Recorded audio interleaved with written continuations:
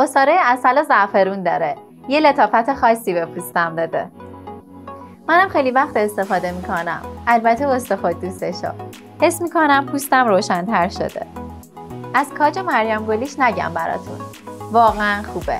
حتی چربی پوستم رو کنترل کرد. هممون از صابونه گیاهی لدورا استفاده میکنیم. البته با عصاره‌های مختلفش.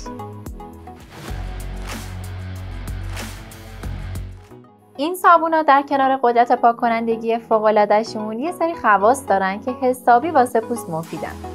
یه سری ترکیبات هم هستن که تو هر ستاش مشترکه، مثل روغن زیتون، روغن نارگیل، کنجد و روغن کرچک که به پوست شادابی و شفافیت میبخشن و به مرطوب شدن اون کمک میکنن.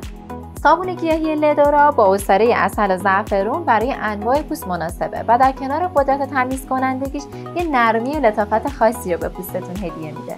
با وجود اینکه برای انواع پوست مناسبه، اگه پوست خشکی داشته باشید باید بگم عسل و زعفرون به خاطر خاصیت نرم و مرطوب کنندگیش یه گزینه مناسبه.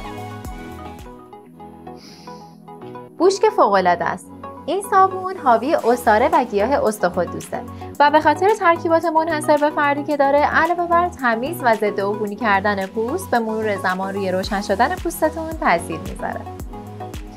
این صابون هم حاوی عصاره کاج و مریم گلیه که با وجود شویندگی فوق‌العاده‌اش به خاطر عصاره مریم گلیش که حاوی ویتامین‌های آ و بیه باعث کنترل چربی پوستتون میشه. این صابونا 2 تا روش مصرف دارن که یکیش واسه وقتیه که میخواید صابون به عنوان یه اسکراب براتون عمل کنه. تو حالت معمولی اول صابون رو خیس کنید و با کف حاصل از اون پوستتون رو به صورت دورانی ماساژ بدید و آب کشی کنید. اما اگه میخواید پوستتون رو اسکراب کنه، اونو مستقیما روی پوست ماساژ بدید. با یه محصول با کیفیت از داشتن پوستی سالم لذت ببرید.